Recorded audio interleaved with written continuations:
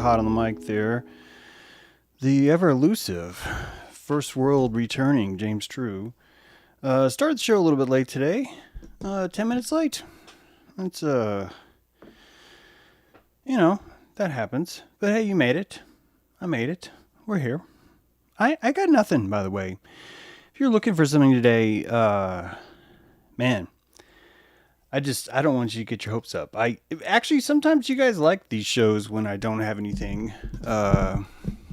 Good opportunity for some cheap shots and some expensive shots. Guys, just because it's Jägermeister,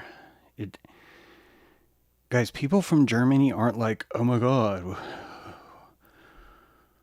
we have Jägermeister. We are so great. They don't think that. They don't. And when you're like 19, you're like, what is Jägermeister? You don't actually talk that way, but let's go for it. What is Jägermeister? And your friend's like, oh, dude, Jägermeister. It's like cough syrup from Germany. And then you're like, I am in. Am I muted? I don't think I am. That's good. Black and white, World War II, World War III. Guys, if you think about it, if this is really World War III, look how well we're doing. Like, And all the times that we've been here, we've only had 3 world wars. That is, we are doing fucking great, you know? And the principal comes out. Yeah, it's a female principal. Mrs. Bishop, she comes out and she starts looking around.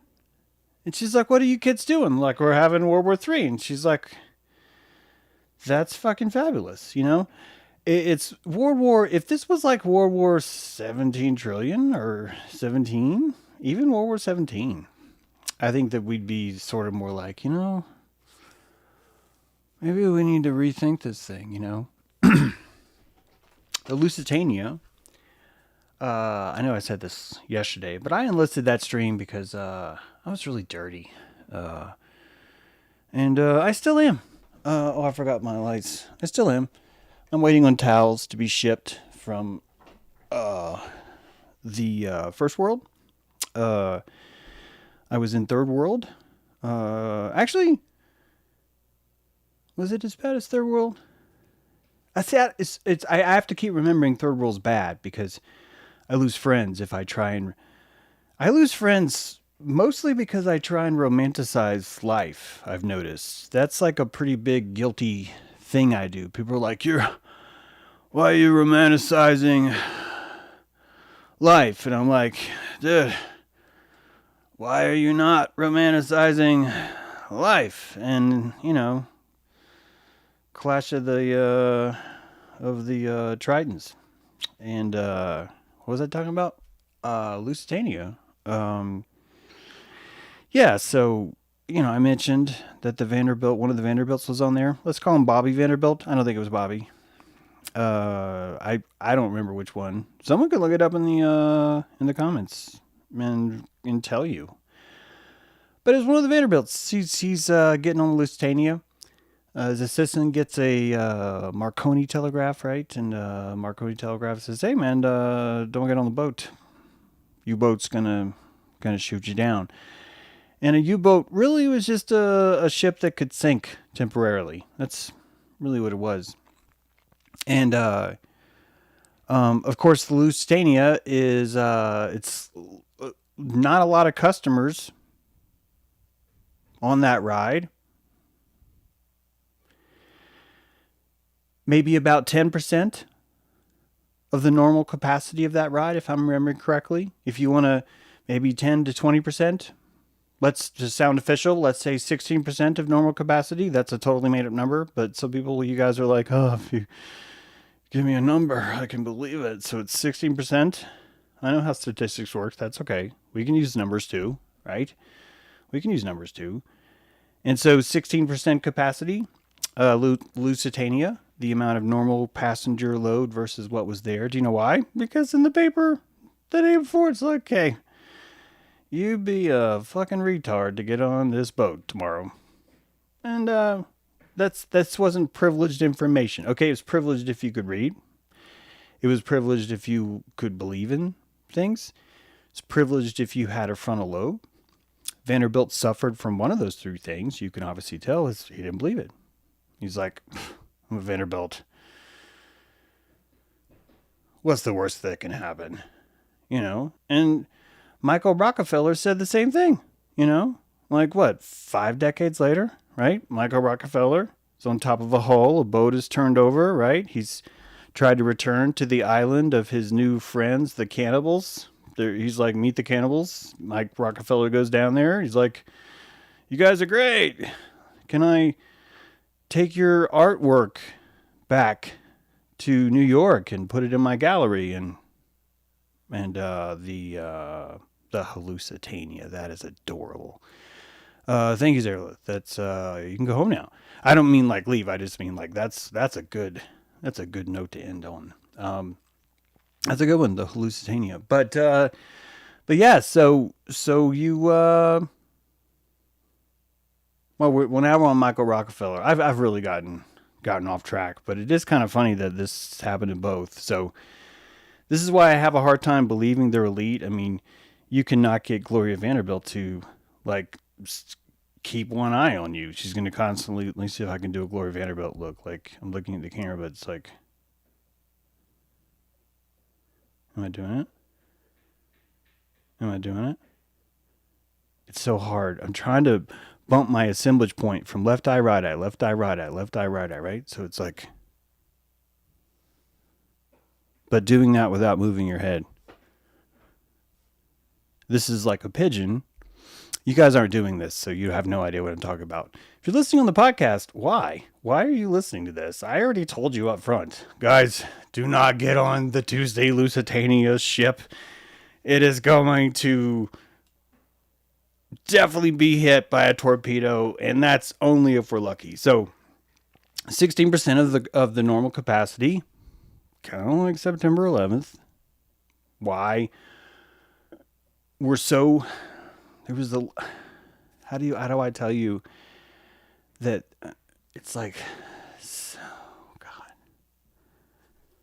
it's like 70,000 visitors a day, if I remember this correctly, go in and out of that building, and 1,900 of them showed up. It's 16% people got on the Lusitania, and they went, and it wasn't a secret. I was never told this in the entire 12 years of public school. Not once did anyone say, James, did you know the Lusitania was full of bullets and gunpowder? And did you know that everyone was told the day before, don't get on that boat? And I would have said, no, no, I didn't know that. It wasn't in the books. 12 years. Right? Every year you're told the same story. I would disagree with public education, but if you call it just mythology, if you just call it mythology installation, you've just solved why you went to elementary school. It's mythology school. It's elementhology. And honestly, Challenger, boom, right there. I just said a word. Challenger. Now I'm going to say, watch this. Challenger disaster. Those two words magically created a constellation that exploded in your mind. It's like a starburst. It's got the chewy flavors, and it's sour, right? And then there's a kick, and then there's salt for some reason. This is basically the secret behind starburst, if you didn't know this. It's sour, and then you kick with salt. And then you're kicking with salt, you're sucking, and now you're being hit with salt. It's like, you guys, they're freaking shaped like squares. And you're calling them starburst, and no one's noticing. That's how powerful this propaganda of the starburst is. So Michael Rockefeller is on the top of the boat that's upside down, and he's with his friend. I believe he's a National Geographic photographer. And he says, I think I can make it to the island. I think I can do that. And so he ties 2 gas cans around he makes himself some little floaties. And keep in mind, this is the elite. This is who we say controls our weather. Just pointing that out. Everyone's like, they are controlling our weather. And I'm like, when are you going to admit, essay, that you control the weather too? When?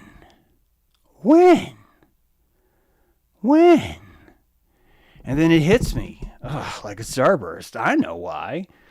We are saying that they are controlling the weather because we are slowly getting in touch with the fact that each of us can make it fucking rain. It's true. That you have the power of psychic phenomenon through what I believe is a rendered holodeck cellularly broadcast from the nucleus using the wireless power miracles that we call organellos, and that these organellos we use to pump forward our hallucination. But you guys don't have to. You don't have to go there. You don't.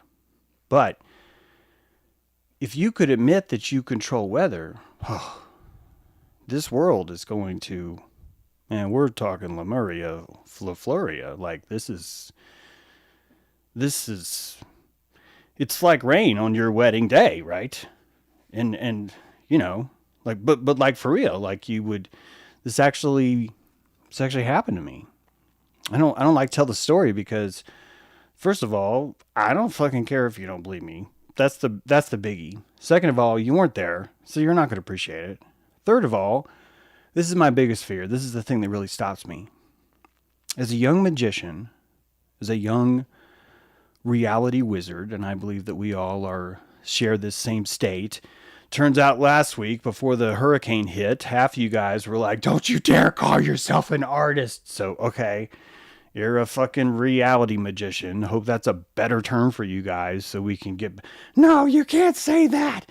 That's bad too. It's like, okay, whatever. The point is that you're a reality wizard and you have to take responsibility for your own calligraphy. And until you do, you're going to like sit there and throw rocks at me whenever I walk by and try and imply that we are artists. Each of us are, and that most of us are just living in denial.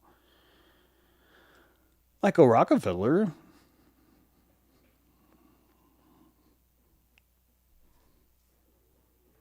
at some point he had to say, I've tied 2 gas cans to my arms and I'm going to swim towards the island of cannibals because I think that's the best move for me.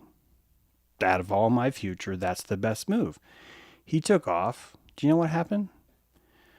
The dude on the boat that was turned over that stayed, someone came by and picked him up. They were like, "Hey, what are you doing?" He's like, "Oh, dude, boat got turned over." Like, "Well, are you alone?" "Well, so my friend Michael, he decided to strap gas cans to his arms and swim to that island of," and they're like, "Well, that's the island of cannibals." Like, yeah, yeah, yeah. He said that he's going to swim to the island of cannibals and bring back help. I I told him that I thought his idea had some serious flaws and we should discuss it. But him being Michael Rockefeller, he's like, I can make it, you know? And so he goes for it. Lusitania. Let's get back to Vanderbilt. Vanderbilt. This is the elite that controls your weather. This is why I brought this up. Oh, I need to tell the story about the wedding. This is, you guys even here? Is this a good idea? Should I stop? I won't stop. Don't worry. I won't stop. I'm trying to, get back to civilization. I'm going to drink some coffee. Coffee's, man, you will not believe some of the things I did I'm not proud of it, but to still have my coffee during the 9 days of darkness. Ah, that's right. That's right. Yeah, but why would he have chosen? See, you might call Michael Rockefeller a failure. Later on, this was much later, the photographer National Geographic's like, I'm not going to that fucking island. The people that rescued him were like, don't worry, we are not fucking taking you to that island. We will go back home. And then I said I was going to talk about Vanderbilts, but I'm not. We will go back home, and then the other Rockefellers, they can send down another ship. And they do. And they do. And they have an interpreter this time. They go in full tilt, we got an interpreter. We brought, they probably brought like slinkies and, just things like a kazoo. Like, think what that would do, like here's a kazoo. Can we have our son back? That kind of, that's probably has a lot of weight in this thing. And it should. It should.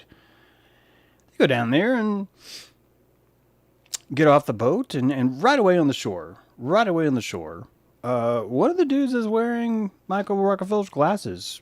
He's like wearing his glasses. And then when they get off, before they get on, their chief tells the guy that's wearing the glasses in their own language, not knowing there's a translator on board, hey, whatever you do, don't tell them about the glasses. And so these Coke bottle Radar O'Reilly glasses, here's this island of cannibals, and one of them has has glasses, and there's a Vision Masters. It's a 1 hour lens crafters there on the island. Probably that's probably what happened. And hey, don't laugh, because this is how you franchise. You go to places that no one else thinks that you need a 1 hour lens crafter, and you fucking go for it, man. And the first one there, Plants the Fag, it's basically Chick-fil-A. It's basically the model of Chick-fil-A. You're just on an island of cannibals. And so yeah, that it doesn't really fail though. What other choice did Michael Rockefeller have? If you consider that he was even looking for an island of cannibals, and how much he felt at home there, that was his big thing. He felt really at home there. It really comes back to this bull shark on the reef that's, kind of saying, hey, do you want me to eat you? Do you want the experience of being cannibalized? And that he said yes. What makes him say yes is the same thing that makes Gloria Vanderbilt do. Let me see if I can do it. I'm going to do it without moving. I'm going to really try. Oh, this is so hard. I don't know if you can even see it. It probably doesn't work. But you can try it in your mirror. You could probably see it, but you can switch. Ugh. It's kind of like switching between right hand, left hand, right hand, left hand. But what you're doing is that you're deciding which one of your pillars you want to believe more. That's all. It's really that. I'm not saying that you have to like revoke your belief in the other one. That's not what it's about. But it's more about which one is your Joaquin and which one is your Boaz.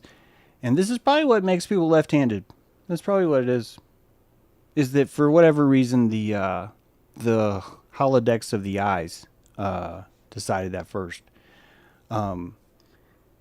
Yeah, controlling the weather. Let's do that, because there's been a few times in my life where I actually have felt like I've controlled the weather. The third reason why I don't like telling this story is because anyone who's a young realityist, this is like long, long ago, when you feel inadequate to call yourself an artist, even, it's kind of the same energy. Now, wow, it's kind of the same energy, really. When you decree that you cannot call yourself an artist, or you have to shit on others, it's the same thing, right? Of like shitting on someone else for doing that, and that's fine. We're going to shit on each other. Shit is, it's compost. It makes roses come out, so it's okay. This is the dung, beetle, scarab energy, right? Of regurgitating the bullshit the world gives you and pooping it out and making things out of it. So, am I going to sneeze? I don't think so. I think it's going to be okay. The third reason, one of the things I'm most afraid of is that if I told you that I've controlled the weather in my life a few times, you might think that I mean that only I have this power. When I was younger and I would meet people that were charismatically magical. God, I hope I don't lose the point, but I have to explain what that means. Charismatically magical would be someone who's like on tour. It's someone who's in flow state. It's kind of like the endless summer. It's sort of like an endless summer of kind of consciousness, but it supersedes through winter, and it just keeps going and going and going. A lot of athletes maybe will enter into this. Anyone who's like a groove, a really good band, or someone who's really just on it artistically has this like flow that it just keeps going and going and going. And when you declare yourself an artist, you start to accidentally find states like that. And because you're an artist, you're able to thickly romanticize moments instead of what you've created. Hear me out. You're not an artist because you're creating something. You're an artist because you enter into a flow state mind. And the flow state is what you're creating. You only make paintings or songs or videos or posts or or whatever else it is you make, simply to remember to create a totem that you can remember that it actually fucking happened. It's like that. And when you train as an artist, you start to notice, not everyone notices this. A lot of artists feel that they have to be loyal to a specific craft. A painter will feel, digital paint doesn't count because computers are not artistic. Only paint and cadmium is. Gouache is the only true art. And that is necessary for the artist to place more oomph into their craft by believing it to be an exclusive club or whatever it is. It's the same notion as, well, I like the classical jazz of Miles Davis, not nearly as much as the improvisational wit of a Clarence Metaman Guriando, or whatever, and you're just like, what did you just say? And it's the whole point is that you're not supposed to understand the nuance, because the nuance is the fold in a flower. This is George O'Keeffe just expressed in music. It's okay. So the artist who learns to be an artist actually abandons their medium pretty quick. What happens is that they start to notice that, wait a minute, I have the same medium at the dinner table. If I go out with my friends and I am having a situation with them, this is just as powerful as a mode of creating than if I go home and say, I must paint, or I must write, or I must produce something. And we miss that because we somehow seem to think that the artist must learn through repetitional torture. And repetitional torture works. You can play your scales over and over and over again because it's going to teach you the ability to associate into something. But truly, when you learn to associate into something is when you have witness in the room and there are consequences. There are consequences for your art as you make it. Some of you now understand why I went ahead and streamed today. You kind of can go, oh, okay, I get it. And yeah, you've been, I've sort of dragged you into it. I'd like to have something more prepared for you because I need my audience to feel that time is valuable. And in order for me to convey more about the sense of value in time, I like to make slides and make insights and shit like that. That's my crutch too. It's my artist crutch working in the same way. Why? Because I've abandoned one canvas being just writing, and I've turned in this other canvas, which is video, but then I've turned it into an even different canvas by saying, no, live stream. Because for whatever reason, I don't seem to be someone that's able to get regular videos any traffic. It's just how it works. Additionally, like with Pedo Submarine, when I do go to the effort, or like Cuomo 19, or like The Elephant is Israel, or like the Magical Marvelous Steve Bannon, all the series on that, all those were videos that I produced and that they were removed, because,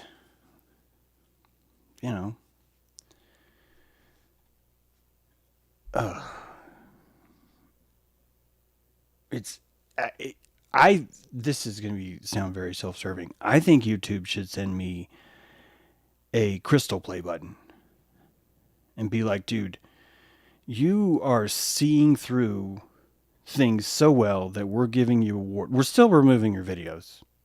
Okay. Your videos are fucking trash. We're not going to play them. But dude, we've like 15 times had to go, whoa. What did you just fucking publish? No. You can't publish that, James. Like that's maybe at least 15 times. It's probably at least 15 times. And well done. Like we don't live in a world like that. I don't even need it to be that way. Honestly, if it worked that way, truthfully, it would have to be even more subtle. It's good this way. It's fine. It's fine. So, if I tell you that I have the power to control the weather and you don't want to accept more power, you're going to think that I'm just saying that I'm the only one that control the weather. Most of you pretty much are just like, well, you suffer from mental illness, James. And that's, I'm talking about most of the retractors. And that tends to be the big one. It's like either I do too many drugs or I, it's a wide gamut of things. One of which is you call yourself an artist. It's shit like that. And really all that does is just show you how much amperage I have. Like if someone's watching and they're still that mad, there's a certain magnet that has to be at work for those two things to be the same. That's all.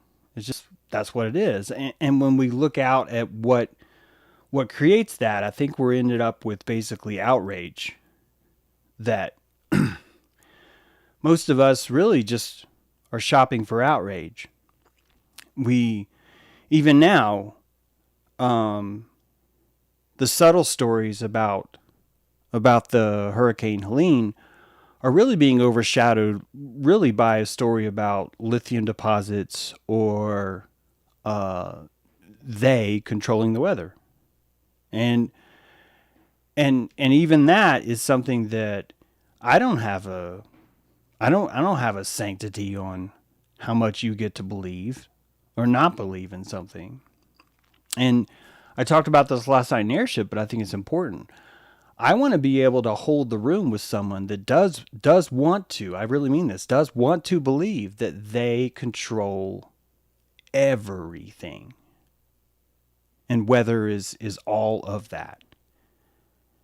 And that I don't want to proceed with me having to maybe criticize that belief.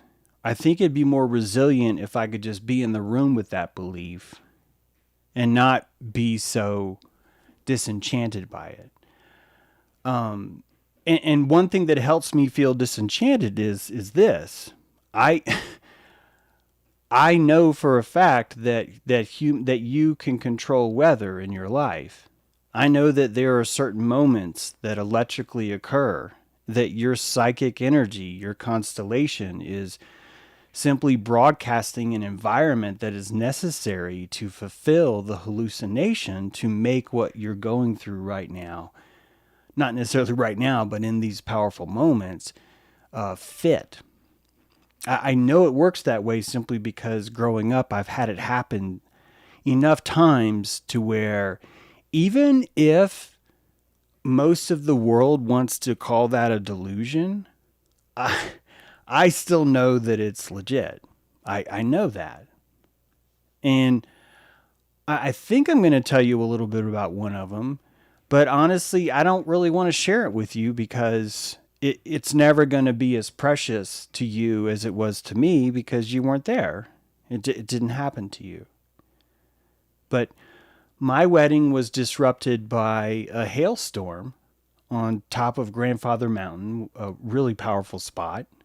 And that hailstorm, in the middle of one of the most beautiful May days in the world, turned to the blackest skies I've ever seen. And that the entire ritual of the wedding itself was performed by this sort of like a tribal kind of ceremony we had. And that the person conducting the ceremony, before they were even able to complete it, after someone shouted in the background, we're all going to die, and people were rushing for the cars, that the entire wedding ceremony itself had to be called off. And that before we got back to the car, it looked like it had snowed in the middle of May. So giant, chunk-sized pieces of hail had fallen.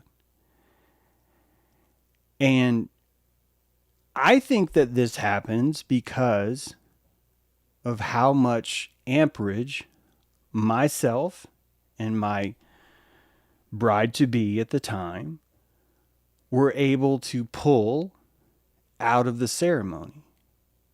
And what we pulled out of that was probably a lifetime, if not an epigenetic, multi-generational lifetime of medicine where we met to have this divorce, we'll call it.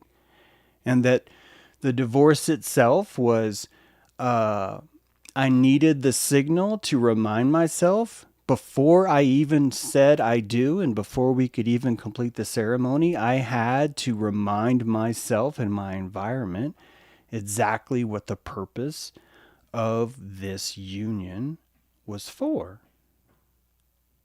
And you can call that delusional. It doesn't change how fucking real that is to me. And it's just one of so many examples. I believe that there are chemtrails inside your bathroom mirror right the fuck now. And I believe that mostly men will go into their bathroom mirror, at least if they're single. I don't know how it works necessarily in other relationships, and that they will notice that for years there's been a chemtrail in the corner of their room because they've never gone up to the corner and just with their fingers pressed witness into the space that you and I would call a cobweb. And that the cobweb that we see is weather.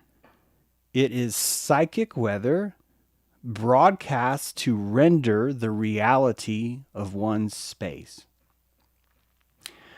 When you lose power for 9 days, all of the subtle cobwebs, all of the chemtrails in the mirrors, all of the streaks on the windows are transmissions of grease from dying skin that maybe wasn't fully associated, and all the feelings and all of the tenor of reality that was broadcast in those moments is transfixed in the room as cobwebs between pieces of jade. I mean my houseplants, for example. And that it's showing you which areas need to be placed the same way that there are tiny little electrical storms that erupt on the surface of your skin that ask you to scratch it sometimes.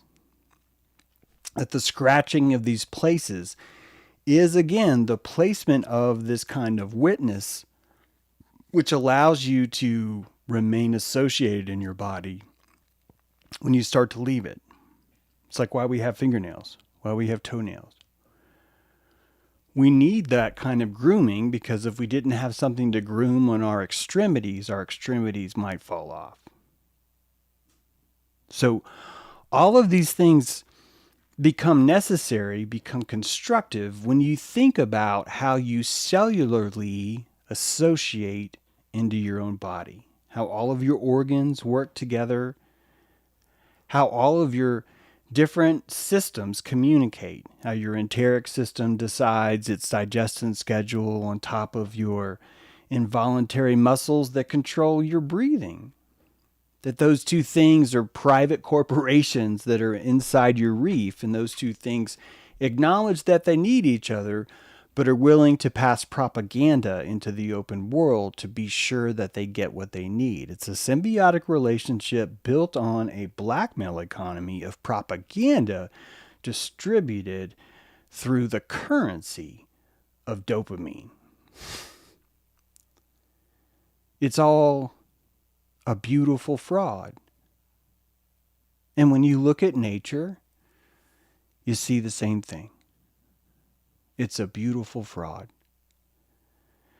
And so here we are insisting that they create the weather and they control the weather, and I want to be in the room with those people. When I think about Blade Runner, when I think about Fifth Element, when I think about every dystopian comic strip I've ever seen that talks about the future, there are layers of traffic, flying cars on top of each other, with buildings built on top of buildings, built on top of buildings. And so it makes sense to me that our mythology would include the idea that weather itself is a function of technology. So I'm with you on all that. I miss how much more romantic it is as a canvas for me when I get to give nature all that power instead. When when nature gets to throw Helene at me, and it's an organic event caused by jet stream activity, and the salt water that I taste that comes all the way from Bermuda feels like a blessed, like a hajj, like a pilgrimage. That the salt that's in the water in the Bermuda Triangle made a pilgrimage up here so that I would drink, so that I would taste it, so that my skin would be hit in the face at 4 a.m. as my window comes crashing open because of how angry it is and how much it wants me to be there to see it. And when I get to think about that that's nature, that's Baal Helene, that is the god of Helene, I feel so much more connected to the organic world around me. But people are organic too. And there are people in my life that really want to believe that technology is more powerful than nature herself. And those people are nature too. So even the dystopian world that most of us want to have about the future, and we're giving it to ourselves right now because we are in charge of our own weather, is being fantasized out of our own buttholes because we do not want to sing. If we sing, we have to become responsible for the Lemurian world that we create for our own chemtrails. But if we fart, we can say whatever we want.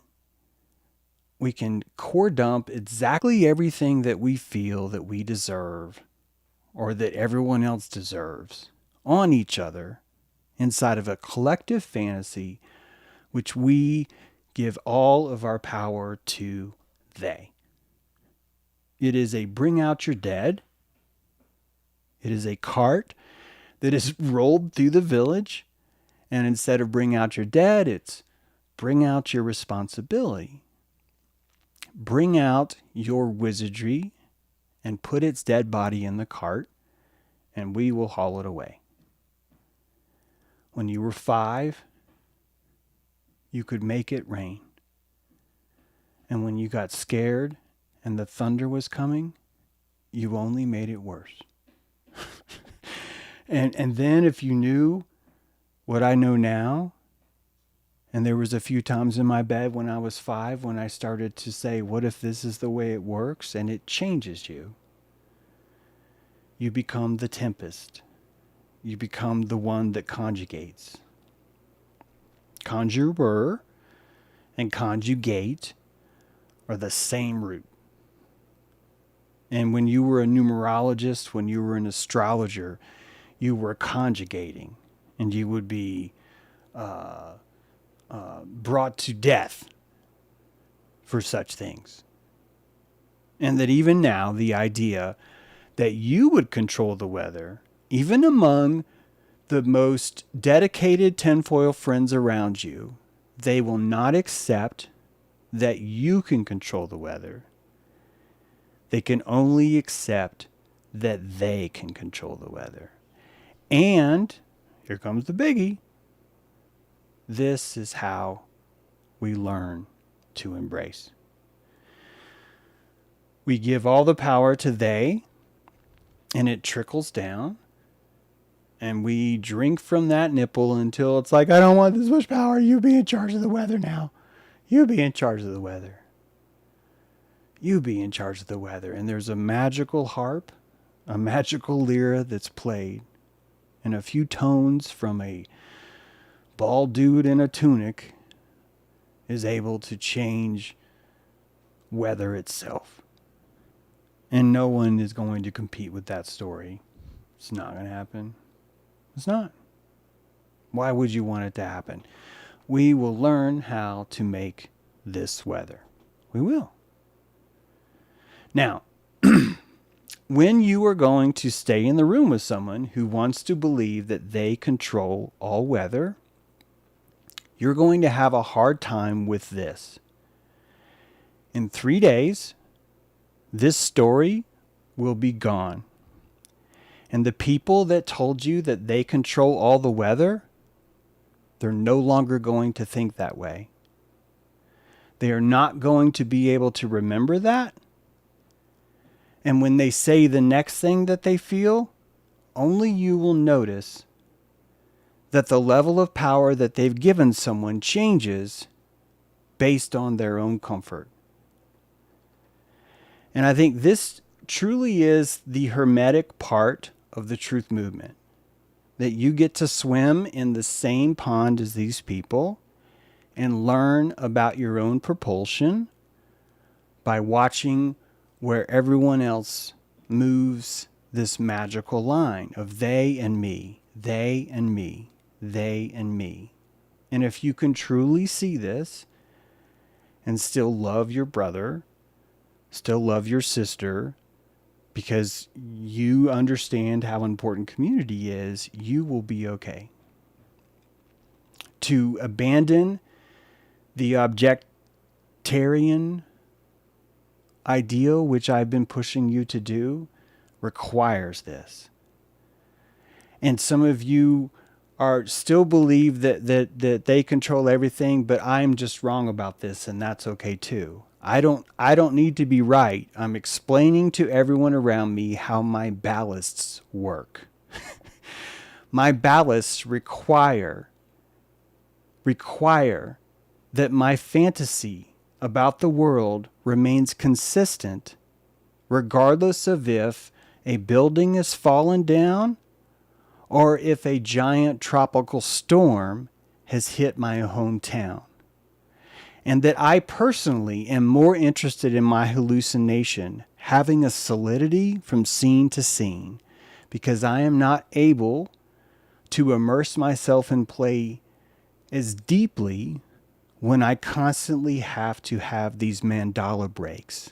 When I have to go, okay, now they don't control everything. Look how stupid they are. And that will happen in 3 days. And when I have tried to say this so many times, and I will say it maybe once more, hopefully. I don't think I'm right. I don't think I have it all. I'm simply telling you how I need to hold my posture to survive. And when I say survive, it's pretty high maintenance, what I consider survival. I'm going to need a lot of things. I'm going to need some music. I'm going to need a nice atmosphere. I'm going to need some good lighting. It's a lot. I'm a high maintenance survivor. And that's part of what makes me an artist. I feel self-worth enough to have that. So I believe that there are people that see more than me.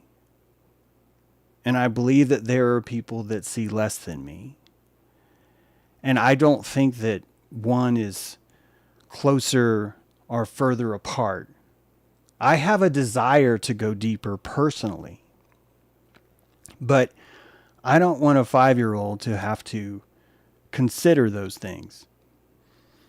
I don't want someone that doesn't have the same epigenetic path as me to have to hold the same kind of appetite. If someone doesn't want to believe that they control the weather, meaning them, the person, or the government controls the weather, or no one else does, that's okay too. I'm only interested in watching how people rig their fantasy. It's the way you rig it. And I think if you're going to make it in this new era, sometimes I call it Aquarius just because I'm just trying to get you to see that, it's a movement from a Piscean kind of mindset into an Aquarian mindset that I think you're going to have to reject objectivity. And when you reject objectivity, I think you're going to have a harder time because you're going to use a deep state to give you this fix of objectivity when it's not real, when it's not there. I think this world is much more anarchistic than we want. And the reason why I think that way is because we control the weather. We do. And we control the lies that we tell ourselves. We literally control the propaganda that's going to need to be broadcast right after I say this to disembowel or disengage or warn or label or whatever, or censor even. All the other things that have been said as a direct result of how all of us have felt from day to day. I do not see enough control in place that suggests 1,000 years ago they were going to think that we were going to think this today. I just don't see evidence for that. I think it's much more profound than that. To me, it's more profound. It's not even simpler. When we dug up Mexico City in 1971 or 76, I think it was 76, we unearthed a place, we don't even know the name. I think the real name's like Pipi Kike or something like that. But I'm going to call it Templo Mayor. But we found this red and blue competitional machine, a two-pistoned, two-party machine where people were sacrificing humans on behalf of the god of global warming or rain or the god of war, terrorism. And that when you look at what's happening right now in America, this is what I mean by it's so much more profound than they. For this to work, they would need to be the entire land itself as a living entity. And I think that's probably true. Turtles all the way down has just as much logic, if not more, than any other cosmology. Even the Big Bang, they finally said, all right, so this wasn't the beginning of creation. You put your ear down to the oldest places in America, in Turtle Island, and they tell you that this place was water and that all the debris that was floating on the surface, different creatures started to pull it together and gather it into a clump. And most of these creatures they start to call otters.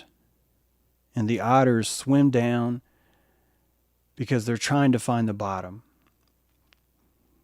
They're trying to find the bottom. And they can't for years and years, but their clump keeps getting bigger. Some of those stories say that they found the bottom because one of them comes back up and he has some mud. And he takes the mud and he places it on top. And he places it on top. What do you think they placed it on top of? What is Sheol? Every story talks about this place called Sheol. Sheol is the land of the dead. That's what that word means. Your epidermis, the outside layer of your skin, is Sheol.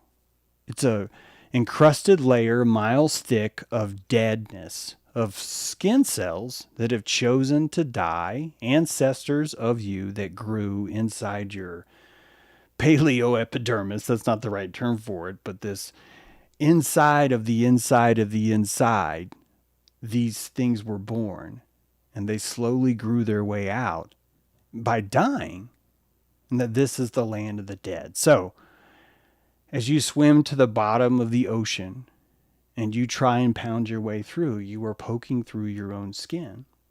And this is probably why they call it Turtle Island. That this shell that is so vast and so big, it almost seems that it's not alive. But it is. Because when you look at every single thing that's happening around you, it's intuition inside of a cell that's decoupled and wants to find others like it. And so they do. Cells clump, they engage, they create ion channels, they trade intercorporationally between each other. They start to install the same hallucination. They have a chemical amino acid that tells them all what time it is.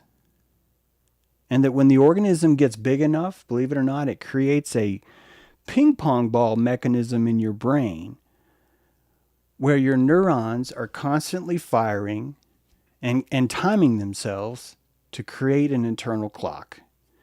And when we start to look at all of our anatomy, we notice that we have several clocks, that every cell itself has its own internal system of time, but that cell itself is also open to the interpretation of time that's outside of itself too. And so you start to picture how this massive hallucination would work, how we'd have to tap into each other and hallucinate. And you can start to let go of majoritarianism, of objectivity, because you realize that the mythology that you go to school for is simply learning how to open an ion channel. And when I say the word Lusitania, boom,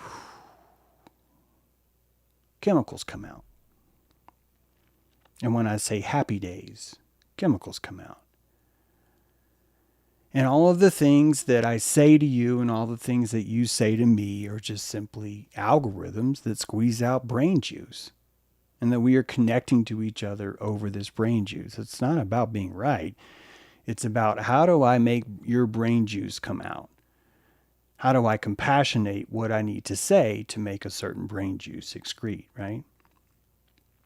Anyway, guys, appreciate you. Thanks for watching today. Hope you enjoyed it. Let me know what you think in the comments. We'll sign off for now. Do another show tomorrow. I do have some more content, but I'm on island time still. My brain, I'm just on island time. I'm just not like in my normal mode of, okay, I'm going to make slides. I'm more of like, oh my God, look what happens when I run the dishwasher. I'm like, oh my God, look at it go on. And I've got like a dehumidifier going downstairs right now. It's pretty epic. I've got lights on. It's wonderful. So, we'll get back into the swing of things. Till then, thank you for watching James True Live.